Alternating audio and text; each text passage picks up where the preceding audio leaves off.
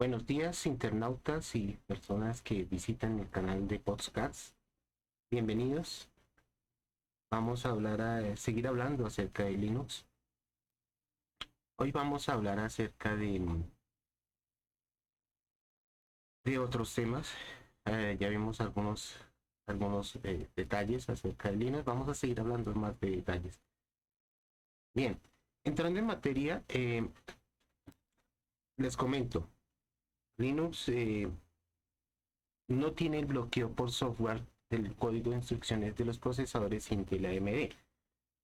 ¿Eso qué significa? Significa que el juego de instrucciones de la familia x86 de Intel están activas durante todo el tiempo que tú uses tu Linux. ¿Eso qué quiere decir? Quiere decir que, por ejemplo, el código de instrucciones del primer procesador que IBM utilizó en su PC por allá en el año de 1982, 81, 82, que era el Intel 8088. Eh, es un procesador de 8 16 bits, 8 bits en el bus de datos, pero internamente trabajaba con 16 bits. Ese juego de instrucciones todavía existe en nuestros procesadores. Existe un juego de instrucciones de 16, de 32 y de 64 bits funcionando en una plataforma de 64 bits. Por eso se llama que el procesador Intel y AMD son procesadores de 64 bits netos. Ahora bien, ¿por qué, eh, ¿por qué no se bloquean los juegos de instrucciones de 32 y de 64 bits? Porque en Linux se centra más que todo en la compatibilidad. Con esto me refiero a que es compatible con cualquier procesador.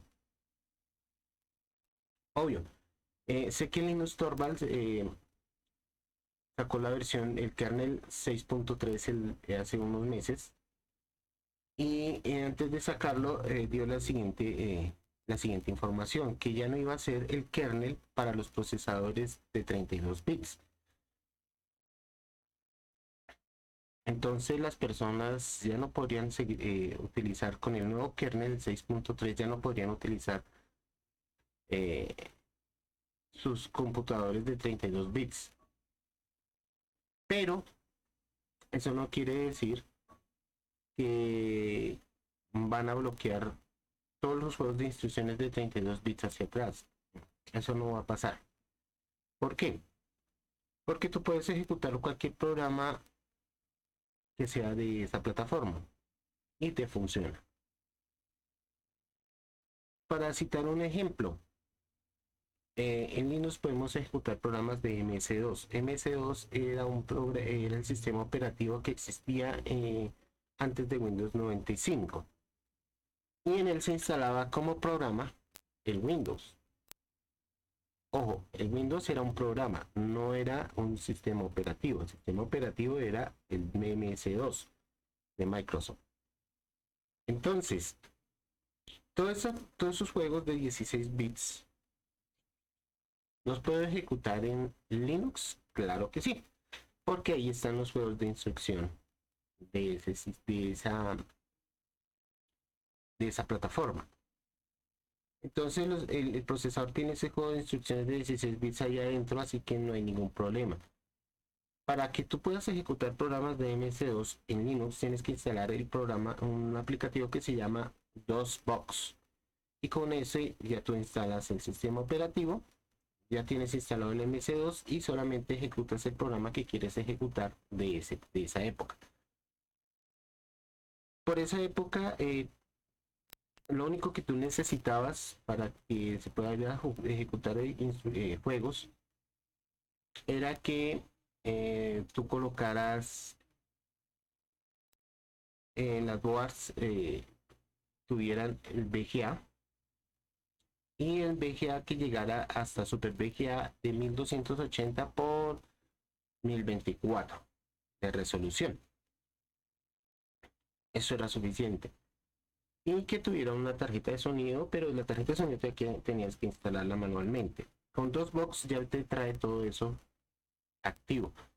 Porque todas las tarjetas, la tarjeta de video y el procesador, chip de la tarjeta de video y el procesador, tienen los juegos de instrucciones de esa época hasta nuestros días, desde esa época hasta nuestros días. O sea que hay un conjunto de instrucciones de MS2 que aunque no se estén utilizando actualmente, si tú colocas un programa de MS2 que requiere de hacer funcionar la tarjeta de video y el sonido, te la hace funcionar.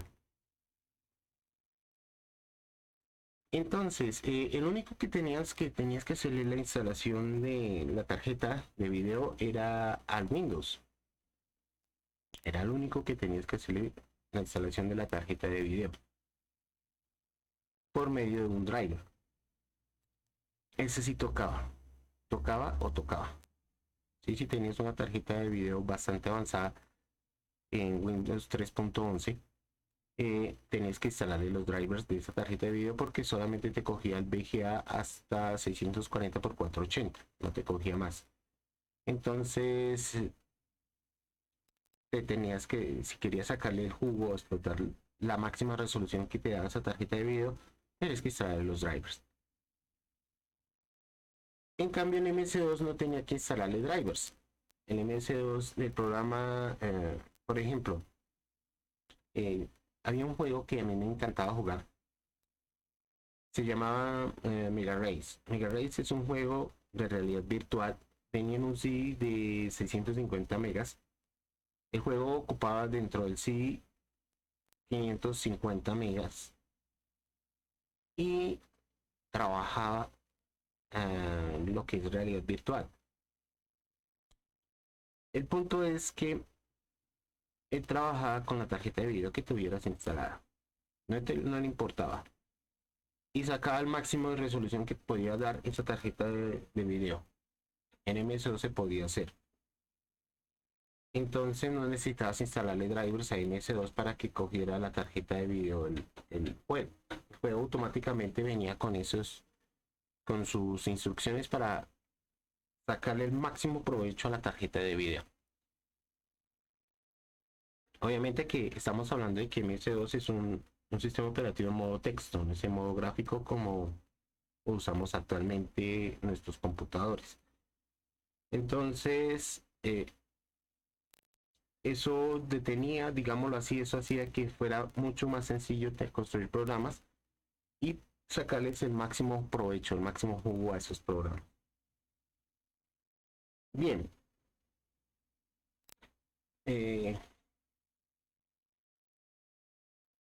el objetivo de esto, de hablar de estos temas por ahora, es porque sé que existen internautas, hombres y mujeres,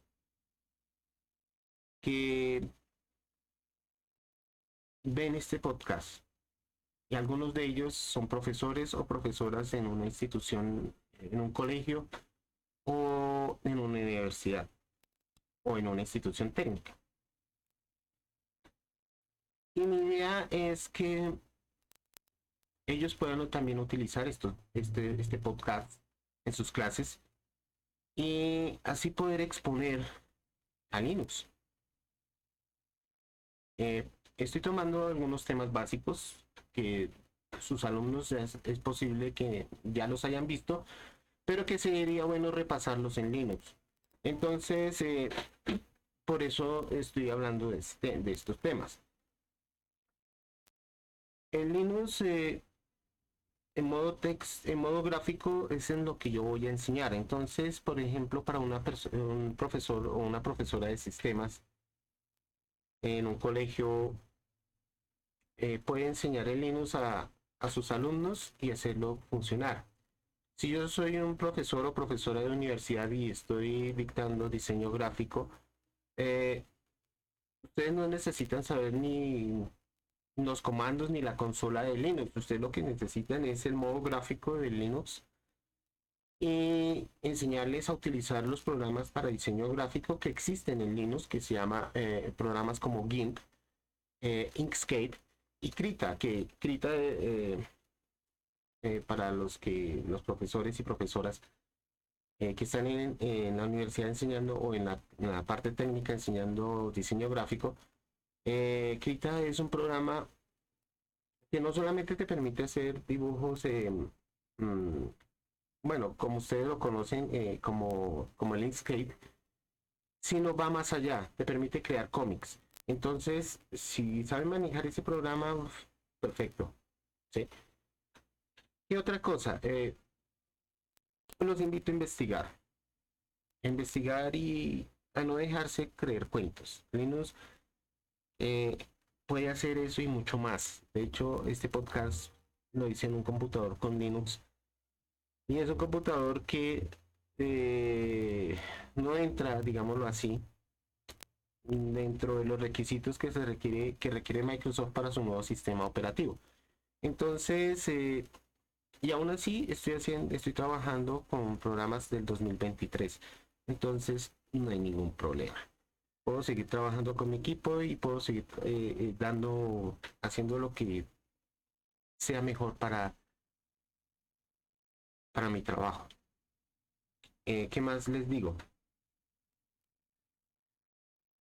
Eh, investiguen. Si tienen su computadora y si computadora tiene Linux instalado, eh, les aconsejo que cuando veamos temas que tengan que ver con el manejo del escritorio y todo eso, tengan su computadora al lado para que aprendan un poco más. Dicen que por ahí la práctica hace el maestro y eso es así. Si ustedes utilizan el sistema, no se pongan a mirar que es que le falta esto, que le falta aquello. No, utilícenlo con lo que trae el sistema, porque es que así es como se aprende. No le pongamos peros al asunto, sino tratemos de eh, utilizar lo que nos ofrece el sistema y lo que nos ofrece sus programas. Y utilicemos todas las herramientas. Lo mismo les aconsejo para aquellos profesores o profesoras que dictan, por ejemplo, algún tema que tenga que ver con AutoCAD. Aquí existe el LibreCAD y sería bueno que también aprendieran a utilizarlo bajo la plataforma de Genio Linux. ¿Por qué? Porque yo con menos hago más, digo como digo yo. Los pocos recursos que ocupa Linux me permiten trabajar más en los archivos que yo genero. Entonces, por eso digo, con menos trabajo más, porque puedo hacer más cosas con Linux que tengo recursos casi que limitados, pero limitados. Y aparte de eso, pues, ¿qué más les puedo comentar? No sé qué dejen creer cuentos. Linux no solamente es para desarrollo web, para desarrollo de programas. Hay otros paquetes para ciencia, para tecnología, para electrónica, hay de todo. Entonces, crear en esos cuentos de que Linux es para ese tipo de personas no es ser justo. Además, puedo hacer programas, puedo hacer cosas que haría normalmente en un computador con otro sistema operativo. Me toca aprender un poco más, algunas herramientas de más. A mí no me importa, lo importante es tener en la interesa, tener la fineza de poder experimentar algo nuevo, algo interesante y quizás algo mejor que lo que estás usando. Entonces los animo a que sigan adelante. Gracias por sus comentarios y sigan aprendiendo acerca de este sistema operativo. No se rindan. Eh, Tengan la mente abierta a aprender cosas nuevas. ¿Listo? Bien, mis internautas, nos estamos mirando, mi gente.